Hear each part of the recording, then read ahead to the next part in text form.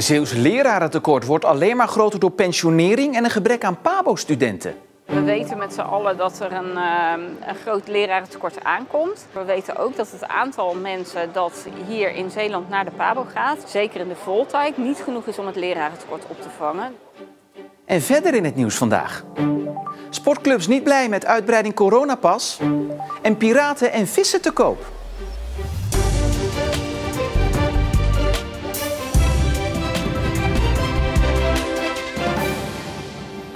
Goedenavond. Bij de Zeeuwse PABO zijn er dit jaar minder nieuwe studenten dan anders. Er stromen vooral minder mbo'ers door naar de PABO. En dat komt, opvallend genoeg, door het lerarentekort. Dit is het schrikbeeld van de Zeeuwse basisscholen. Lege klaslokalen omdat er niemand meer is om voor de klas te staan. En dat moment is dichterbij dan je denkt, want er is al een lerarentekort. Het is dan ook niet gek dat de scholen zitten te springen om de onderwijsassistenten die van het mbo komen, om de gaten te dichten. Maar daardoor stromen er minder mbo'ers door naar de PABO, waardoor datzelfde lerarentekort nog groter wordt.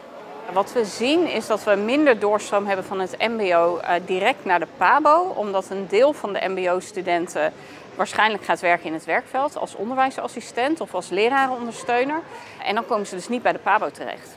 Daarom is het ook belangrijk dat wij met de verschillende onderwijskolommen, en niet alleen CPOZ van het primair onderwijs, maar ook voortgezet mbo en hbo, dat wij iedere keer die verbinding zoeken en het gesprek met elkaar aangaan. We moeten zorgen dat we het samen doen, want de een trekt de ander anders leeg. En dat willen we niet. Door andere onderwijsroutes aan te bieden hoopt de Zeeuwse PABO die lagere instroom op termijn te compenseren. Omdat we in september ook een deeltijdopleiding gaan starten die flexibel is, denken wij dat de uitstroom over 4 of 5 jaar niet zo heel veel lager zal zijn dan wat die nu is. Dus we denken dat een hele hoop mensen nu nog wel voor het onderwijs zijn behouden. Alleen niet rechtstreeks via de PABO als leerkracht gaan werken, maar via andere routes op de markt komen. En dat is hard nodig. Er is al een tekort aan basisschooldocenten. Maar dat tekort wordt alleen maar groter de komende jaren. Want naar schatting gaat ieder jaar zo'n 100 FTE aan basisschooldocenten met pensioen. Terwijl er van de PABO hier bij de HZ maar zo'n 50 FTE afstudeert. Waardoor het tekort jaar na jaar verder oploopt. We weten met z'n allen dat er een groot lerarentekort aankomt. En dat zullen we met elkaar moeten opvangen. Maar we weten ook dat het aantal mensen dat hier in Zeeland naar de PABO gaat, zeker in de voltijd, niet genoeg is om het lerarentekort op te vangen. Dus we hebben ook die andere routes nodig om in ieder geval zo dicht mogelijk bij elkaar te komen. Nou, en zelfs dan zal het waarschijnlijk nog niet genoeg zijn. Dus we moeten ook gaan kijken hoe gaan we het onderwijs zo organiseren dat je ook onderwijsassistenten en lerarenondersteuners kunt gebruiken. We gaan heel creatief moeten zijn en we gaan zeker een overheid moeten hebben en een inspectie die daaraan meewerkt en meedenkt. En volgens mij doen ze dat ook wel, want zij zien natuurlijk ook dat tekort op zich afkomen. Dus, het wordt overmacht ook, hè, op zo'n manier. Ja, en je werkt wel als zoiets op je afkomt en het is overmacht, net als bij de coronatijd. Ja, wat zeggen ze ook altijd weer? Onder druk wordt alles vloeibaar.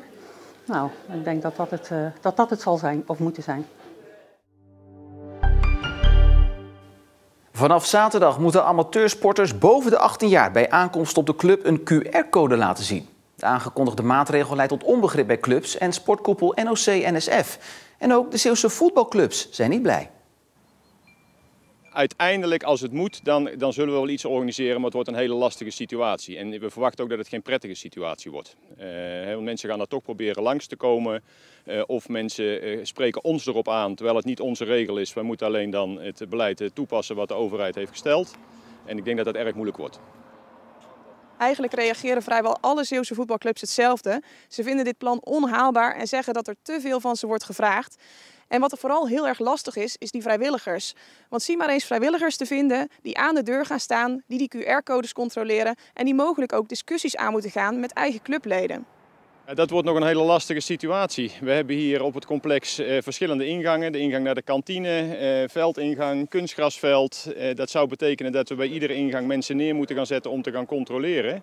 Dat zijn vrijwilligers en er zullen ook teams zijn waar leden misschien geen toegangsbewijs hebben of tegenstanders geen toegangsbewijs hebben. En dan moeten mensen binnen de vereniging mensen de toegang gaan ontzeggen. Dat wordt natuurlijk een erg lastige situatie. Op dit moment wordt er in de Tweede Kamer nog druk gedebatteerd over de coronamaatregelen. En de GGD meldt dat het naar aanleiding van de aanscherping van de maatregelen het vandaag een stuk drukker is bij de vaccinatieposten in Zeeland. In maart volgend jaar wordt gestart met het ophogen van de westelijke Perkpolder. In totaal wordt dan 10 hectare grond op gelijke hoogte gebracht met de dijk. Daarvoor is 1 miljoen kuub grond nodig. De grond wordt aangevoerd per schip via de voormalige veerhaven van Perkpolder. Door de ophoging kunnen de toekomstige bewoners van de 250 huizen en appartementen over de Westerschelde kijken in plaats van tegen een dijk. Altijd al een piratenpop, een pratende papegaai of een zeemeermin willen hebben? Dit is je kans, want alle attributen van attractiepark Het Arsenaal in Vlissingen worden geveild. In totaal gaat het om 750 items, van kookspullen tot schuifdeuren en van de roltrap tot 22 piranha's. Alles is te koop. Volgende week vrijdag, dan is er een kijkdag en de laatste veilingronde sluit dan op 6 december. Het Arsenaal sloot begin oktober na 28 jaar definitief de deuren. Het gebouw wordt omgebouwd tot hotel dat in het voorjaar van 2023 open moet gaan. Een hommage aan Engel Reinoud. Volgens stichting Het Kerkje van Ellisdiek verdient de bekendste Zeeuwse troubadour zo'n eerbetoon. Een jaar na zijn overlijden. En komende zondag is het zover. Er worden liedjes en verhalen voorgedragen en ook wordt het boekje De Sperpot van het Leven gepresenteerd, dat Reinoud nog heeft geschreven.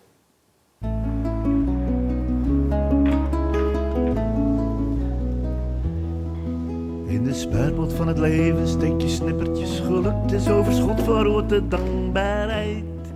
We waren eigenlijk van plan om begin 2021 waren we van plan om een voorstelling rond Engel Reinoud te organiseren, omdat het dit jaar zijn 75ste geboortejaar is.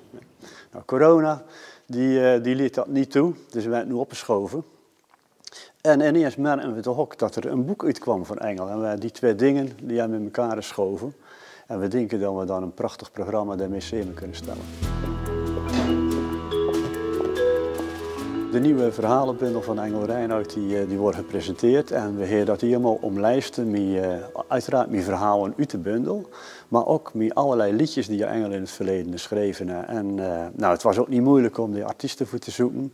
Er waren een heleboel streekmuzikanten die zeiden ja, dat is gewoon erg leuk om te doen. Dus Marco Goedegeburen die komt in zijn groep, Ron Moerman die zat er wezen, aan Jacob Mels. Nou, daar namen nog allerlei verhalen. Dus het was gewoon een prachtig programma en een heel mooi, vol programma rondom Engel. Een molen bier koffie, dat is lekkerste dat er is. Een molen bier koffie, maar geloof ik niet dat het zitterdag is. Zijn verhalen met een lach en een traan. Hij hield ervan om kerstverhalen te schrijven, dus daar staan er een aantal van in. Maar ook verhalen over de watersnoodramp. En verhalen over wat hij zelf heeft meegemaakt, maar dan altijd wel met een lichte humorvolle toon. Wat dat geluk precies is moeilijk te omschrijven. Je kan gelukkig wezen en je kan geluk hebben. Het leste is als je min of meer onverwachts iets krijgt.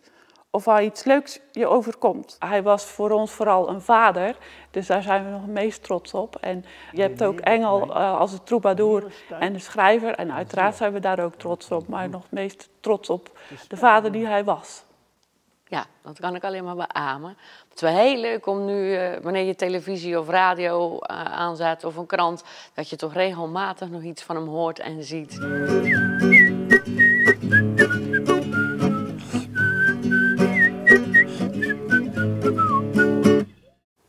Ja, komende zondag dus in het kerkje van Ellewoudsdijk. En helaas voor de mensen die er nog naartoe zouden willen gaan, te laat, want de hommage is uitverkocht. De PVV in Zeeland heeft een aantal beroerde jaren achter de rug. In de gemeenteraad van Terneuzen gaat het goed. Maar op andere plekken in de provincie is de partij uit elkaar gevallen. En de doorstart moet dan ook vanuit Terneuzen komen. Had de PVV ooit 5 zetels in Provinciale Staten? Inmiddels is fractievoorzitter Peter van Dijk nog de enige PVV'er in de Staten. Oorzaak, concurrentie van Forum voor Democratie en interne ruzie. Peter van Dijk kreeg de rest van de Zeeuwse PVV tegenover zich, omdat hij zou sjoemelen met fractiegeld, hoorden we in deze geheime opname. Wat hebben we toen gedaan? Je houdt het echt voor je. Toen hebben we een behoorlijk aantal maanden hebben we die €150 in de maand gegeven als vrijwilligersvergoeding. En die heeft dat geld gewoon iedere keer in een envelop heeft hij dat allemaal gegeven. En daar hebben we al die dingen voor betaald. Nou, Is dat creatief of is dat niet creatief? Van Dijk spande op zijn beurt een rechtszaak aan wegens smaad tegen medestatenlid Vincent Bos, die ook in de gemeenteraad van Tholen zat. De landelijke PVV ziet het in Tholen niet meer zitten en doet niet meer mee met de komende gemeenteraadsverkiezingen daar. Gedesillusioneerd heeft Bos de partij verlaten. En aangeschoven is Ariane Lafort. Ariane, betekent dit nou het einde van de PVV in Zeeland? Nou, dat is een vraag die we allereerst wilden stellen aan Peter van Dijk en Vincent Bos. Maar zij willen niet terugblikken op hun ruzie en het uiteenvallen van de PVV in Zeeland. Maar goed, als je de balans opmaakt, dus nog maar 1 zetel in de Staten. De fractie in Tholen opgeheven. Alleen nog die 4-koppige fractie in Terneuzen. Nou, nu heeft de landelijke PVV die heeft zijn oog laten vallen op die fractievoorzitter in Terneuzen, Patrick van der Hoef. Hij zou de persoon zijn die de PVV in Zeeland bij de komende statenverkiezingen weer op de kaart zou moeten zetten in onze provincie. Nou wil Van der Hoef daar zelf niks over zeggen. Hij zegt zich eerst te gaan richten op de komende gemeenteraadsverkiezingen in maart. Ik heb een goede fractie, gemotiveerde mensen, veel enthousiaste mensen. Ik heb nu met de voorbereidingen op de gemeenteraadsverkiezingen heb ik ook heel veel nieuwe mensen kunnen toevoegen aan de lijst. Ook allemaal enthousiaste mensen uit allerlei verschillende gedeeltes van de samenleving. En we zijn vol enthousiasme aan het voorbereiden op de verkiezingen die komen. Terneuzen lijkt zo'n beetje de laatste dobber op dit moment waar de PVV in Zeeland op drijft. Gaat u nog een rol spelen in die provinciale politiek? Ik ben bezig met Terneuzen. Dat vind ik leuk om te doen. Daar heb ik heel veel enthousiasme en zin in. Ik heb buiten, want raadsleden zijn natuurlijk mensen die ook een baan hebben. Er zijn ook mensen die gepensioneerd zijn, die raadslid zijn. Maar ik heb zelf ook een fulltime baan. Daar ben ik druk mee. Ik ben supermarktmanager van beroep. Als je keuzes maakt voor bijvoorbeeld ooit een ambitie te hebben om iets meer te gaan doen, zal ik dat moeten overleggen met mijn werkgever. Ik zal er met mijn vrouw het thuis van het oog moeten spreken. Maar op dit moment is dat echt nog niet aan de orde. We zijn bezig met de goede fractie in Terneuzen. En dat is waar ik druk mee ben. Ja, Ariane, over de PVV in Zeeland werd altijd gezegd, het is een soort van PVV-light. PVV-light, hè? Nooit harde uitspraken over minderheden. Geldt dit nou ook voor Patrick van der Hoef? Nou, als je vraagt aan Patrick van der Hoef, wat worden de thema's in Terneuzen bij de komende gemeenteraadsverkiezingen, dan noemt hij sociale thema's. Armoedebestrijding, veiligheid, ouderenzorg. Maar een tijdje geleden opperden een aantal fracties in de Terneuzense gemeenteraad van haal nu ook Afghaanse vluchtelingen naar onze gemeente. Die moeten worden opgevangen. En daarover zei de fractie toen onder leiding van Patrick van der Hoef, nee, dat willen we niet. Vang die Afghaanse vluchtelingen nou gewoon op in de veilige buurlanden daar. Dus wat dat betreft verloochent hij zijn partijachtergrond niet. Ariane, dankjewel. Het startte op een paar plaatsen nevelig, maar we kregen er even later de zon voor terug. Vanavond en vannacht dan neemt de buienkans toe.